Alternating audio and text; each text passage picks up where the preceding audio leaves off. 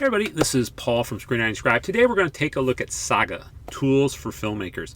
Now, the creators of Saga reached out to me. This is not a sponsored video, but they wanted me to just take a look at it and see how it looks and what my feedback is. So I'm going to take you along for the ride today.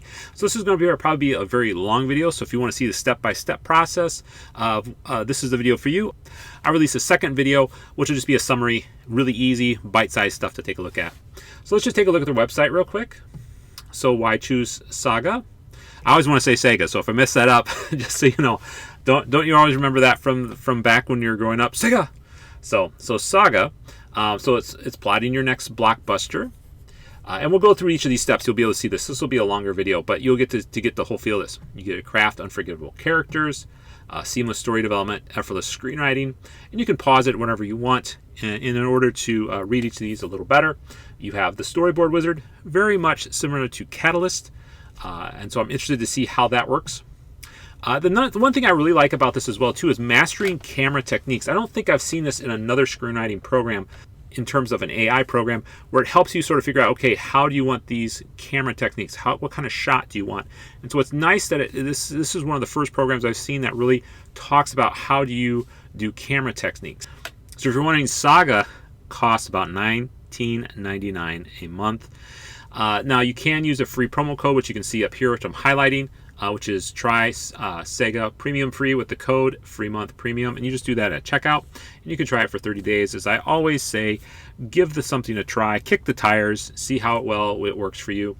I'm hoping eventually that they'll be able to sort of separate the visualization piece from just the story writing piece, because it doesn't cost as much in terms of having like something like ChatGPT helping you just create words versus something like Midjourney helping you create. And I'm not saying that they use those particular programs, but the amount if you do something graphical, it does cost more money than if you're doing just simply words. So this is generally the screen that you see. When you come in, there's normally nothing here, so we just created a new project, and so I've already created one. I haven't done anything in it, but I just created one. I just called it the awesome name of Project 1, so we simply hit open.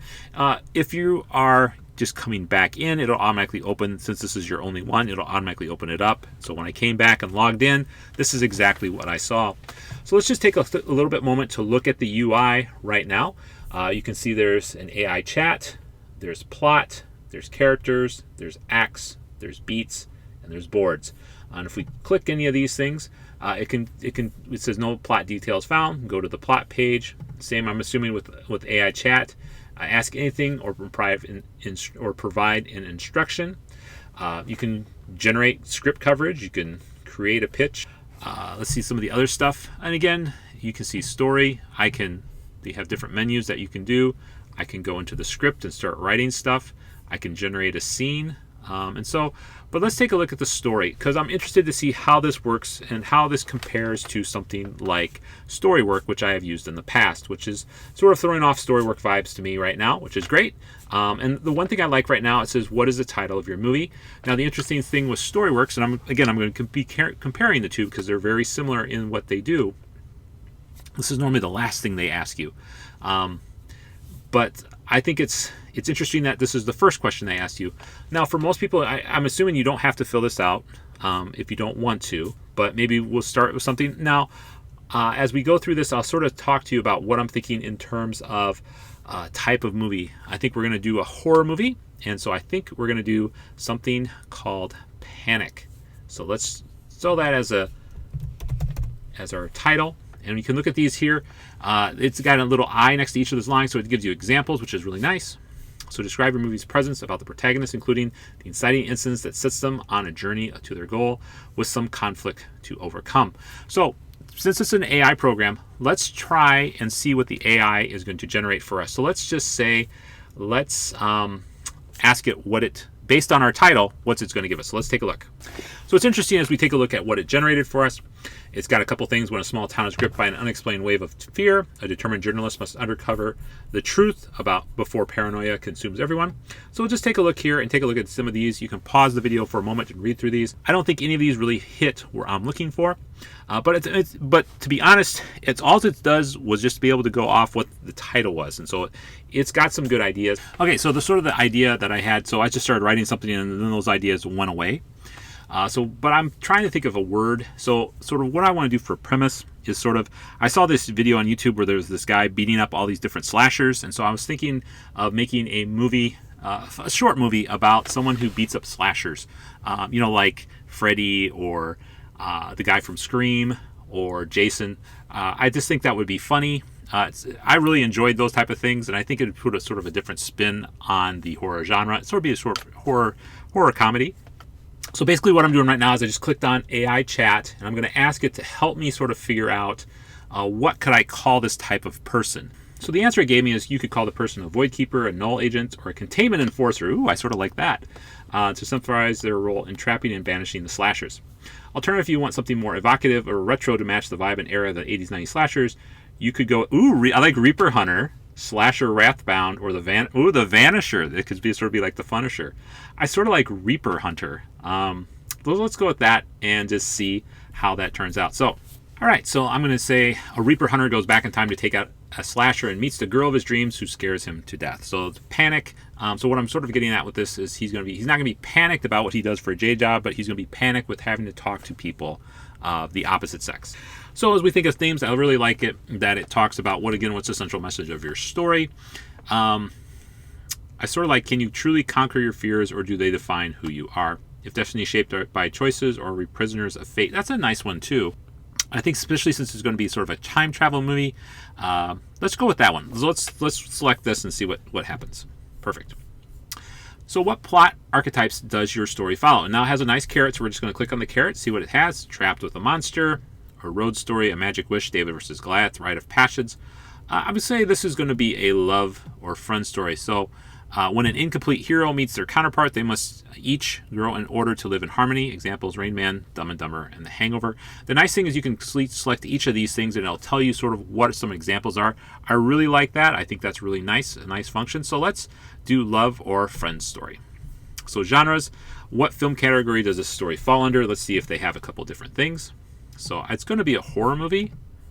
And then, oh good, we can select extra one. So it's going to be a comedy. And it's also going to be probably a sort of like maybe a rom-com too. Let's see if they have anything like that. Science fiction, adventure, mystery, family, heist, romance. A little bit of romance. So let's try that. What is the basic mood or atmosphere of your story? I think I'm going to go sort of tongue-in-cheek. So let's make sure that we're doing sort of this tone here. So it's basically like 3 different things. So I think it's going to be, in terms of tone, let's sort of think it's going to be funny, scary. So it's going to be funny and scary at the same time. And let's see, what would be another good tone sort of to have? I think tongue-in-cheek. Perfect. Now, who's the target audience for this? So I'm interested to see what the computer thinks. I think I know who I like, but let's take a look. It's got some nice stuff here. You can do horror comedy enthusiasts, young adults, fans of dark horror, romantic thrill seekers, cult movie lovers. I think the target audience of this is actually going to be Generation X, because I think they'd get the most out of this. So I'm going to do Generation X. So I think it would be helpful if they sort of talked about which movies these came from. So Marcus's impending retirement, like what's the context of that? Adrian's flaws mirror Rocky's. And so that I get that one because they named the movie. I'm okay, so that makes sense. And Andrew's relationship with Nicole, from what story? So I think they either need to do something that most people know or what they're referencing. I think this one, an example of what that would be helpful would be if they could name the movie that they're talking about. I sort of like this one. The girl of the Hunter Reaper's dreams is secretly writing a horror novel eerily similar to the events unfolding, leading to questions about her connection to the slasher. I like that one. Let's go with that. Let's see what town Michael Myers was in. So I'm going back to AI chat. So let's figure out if the AI knows how to figure out questions or how good it is. Haddonfield, Illinois. Okay, a suburban setting meant to evoke an eerie familiarity for audiences. It was actually shot in and around Pasadena, California. Perfect. So we can think of I was thinking, a small suburban town. So we're done with the setting. So let's go to characters. So the character, what is your character's first name? So the character we're going to start with is the hero. And so let's just make up a name. We're going to call him, how about Gary? we'll just make a really obvious name. We'll go back and change this later on, but let's just go with Gary. So I'm interested to see, is it going to tell us what types of arcs? Yep. So it's a nice thing about this. I really enjoy the way that it's talking to us and saying, hey, this is what's going on. This is what this term means. So a positive arc needs the moral lesson. They learn to embrace it, become a better member of society. You have a flat arc, remains virtuous, and the villain evil with no transformation, teaching a deprived society to embrace the moral lesson of the story and become better for it. You have disillusionment arc. Character needs the moral lesson. They learn to accept the tragic nature of society and give their resulting outlook, even though the resulting outlook is bleak. Spiral arc. I don't think I've heard of this one before. The character needs a moral lesson, but they learn it and reject it to spiral into madness, depravity, or death. And corruption arc. The character starts out virtuous, but they learn and reject the moral lesson and become a deprived member of society. Perfect. Well, it's going to be a positive arc. What does our physical character look like? Let's do something that's stereotypical of an 80s action movie. So I've been really enjoying talking to the Chat AI because he could talk about different things and how it doesn't take very long to do, and it comes up with some good things. So a stereotypical action movie character from the 80s and 90s was often a physically imposing figure, brimming with machismo, and usually imprinted with at least one or two unforgivable quirks or traits tailored to make them iconic. So it does, the nice thing, it doesn't have like a copy-paste feature, which I think is one thing they could add, which I think would be helpful. So let's take a look at what we can do. So if we're going to say he's muscular, athletic, always larger than life, let's give him blonde hair in a ponytail. So personality, we're going to take a look. Focus, calm, dreamer, talented. So let's take a look and see what sort of personalities they tend to have. So they have an attitude and quirky catch. So the attitude they have is confident,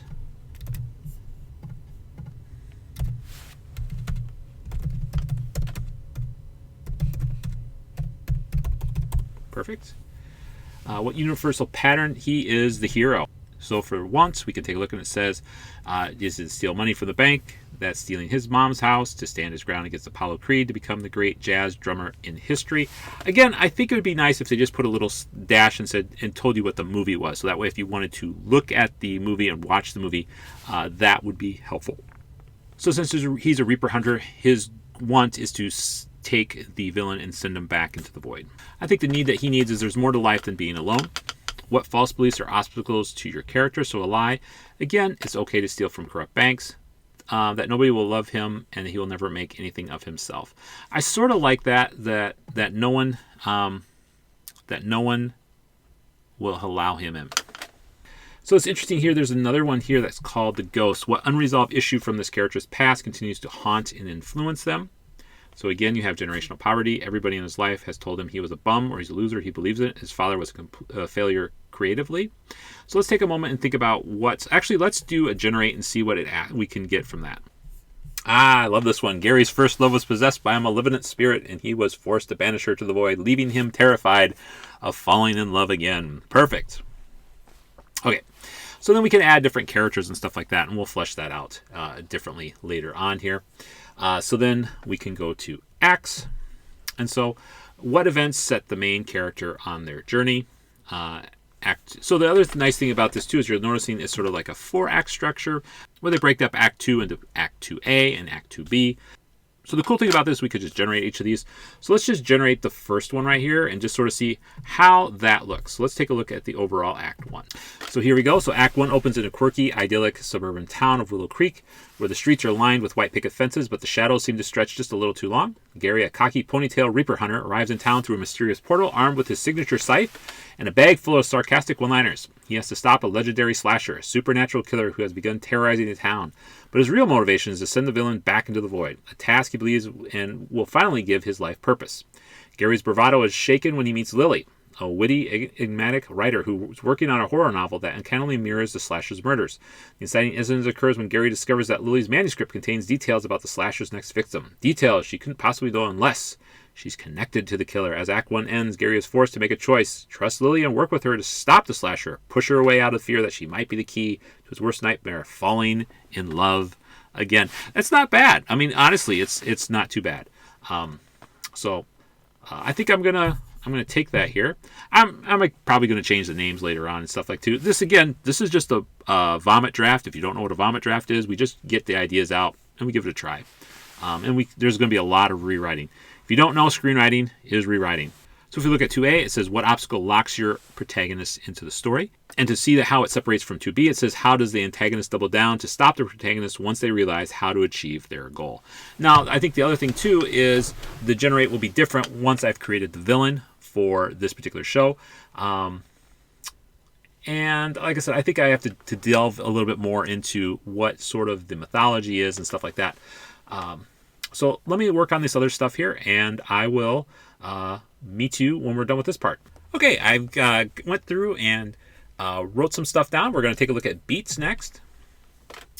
So the interesting thing as we take a look here is you can add different beats to the story. So again, I love they have the little icon here, so you can go through for Act 1 and write all the things. You can write the prologue, protagonist wants, the needs, the protagonist's life, the protagonist's plight, the inciting incident, hesitation, prepare for the goal, attempt the goal, plot point 1. So the interesting thing is I don't know exactly where they're pulling this from. I don't know if there's this particular system they're using for this. But I think it's just a way for you to sort of have the AI and you sort of work together. And so the nice thing about this, the one thing I know of a lot of writers, what happens is they have a hard time with, they can't get past writer's block and stuff like this. So doing this will allow the writer to be able to keep writing. I think the biggest thing is a lot of times writer block is we don't know what to do next. And the AI sort of opens that up for us and it says, hey, here is 5 different ways you can go with this. You can go like, oh yeah, hey, this sounds great. Why don't I do this? Or why don't I do that? And so that's one thing I think as we go through each of these different things. I wonder if there's 10 plot points per act. No, there's a little bit more. There's 11 there. In 2B, there is 9. Is there 10 in the last one? Okay, so about 10. And it makes sense. So between 2A and 2B, we have 20, which is double the first act and the second act. So it makes sense around that. So I'm going to go through here and put some of these down, and then we can take a look at probably starting some of the script and just seeing how some stuff works. So I'll be back after I start working on this. So I got done with the beats. I went to the script and I've worked on some of the script right now. You can read some of the script if you want. You can pause it right now and take a look at it. So just to let you know, we'll show you how to use all the basic elements of the script. And now you can also generate the scene, and the way if you want to generate a scene, you simply hit generate scene, and then you can include something, whatever you want. You can include the prologue, you can include protagonist wants, protagonist needs, any of the types of beats that you used before in the past. You can not even include the beat. You can write something completely different if you want a scene. In this particular case, we could talk about where Gary is going next. Gary gets back to the base. And so what happens in this scene, we can say Gary, so we can just write Gary gets back to base, and now the biggest thing is whenever you're doing stuff like this, to be as specific as possible. I'm just going to write general stuff because I really don't care. We're just, like I said, this is just me showing you how to use this. So Gary gets back to base and talks to the AI scorekeeper. And you can simply revert or accept, and there you go. It's as simple as that, and it has written out stuff. And you can go through here. Let's say we want to accept, and then we can go through and we can change stuff. Steps out of the, let's say it's a blue portal. So there we go. You can add exactly right into this. So you can make this your own. You can go back and edit stuff and stuff like that. Now, if you just want to keep writing as a screenwriting piece, so let's take a look at that as well too. So we'll create a new scene. So here we do scene heading. So let's say we're in a taxi right now for whatever reason. So it's really just easy. Again, I just do scene heading. I hit return, and then I have my action.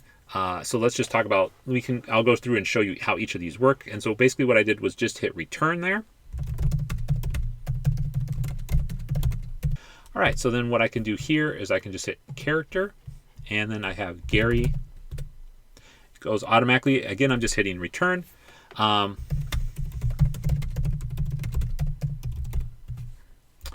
Let's say that we want to go back and say that Gary is a parenthetical, smiling. So I just simply, I'm just clicking on these up here. And then we want to cut to, so we go over here, cut to, and there we go. So it's just as easy as that. I think you should, let's take a look and see if we can just use the tab key. Yep, you just use the tab key and that gets you through all the different parts of the menu. So it's really pretty easy to do. It's already in the correct font. Now the one thing I'm noticing, let's see if we can change, if we can underline stuff. It's not letting me underline stuff. It does let me rewrite stuff, but I don't see in terms of a editor. Let's take a look and see. You can either add changes or go back, I'm assuming.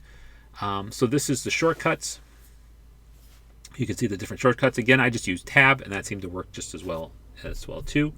We can also, let's see, upload a script or download a script.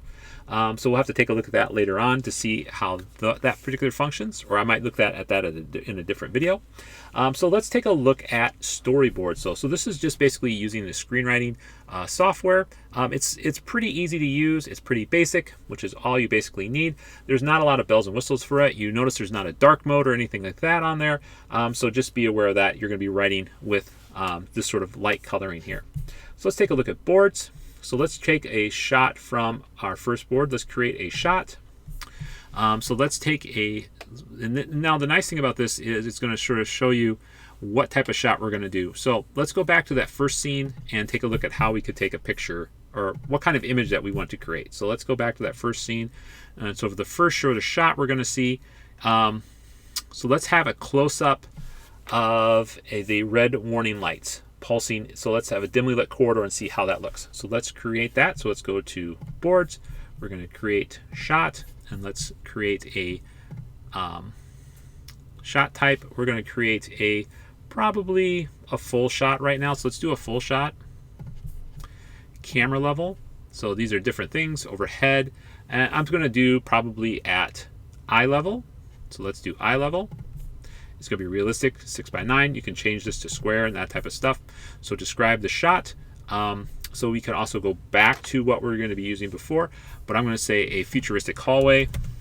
So they got some pretty cool ones. Let's do a sort of like this one. So we're going to use that. And then we can generate a video from this. We can say this is the first shot. We can generate a video from this. And so some of the things that we can do here, let's take a look here. Shot direction, describe the shot.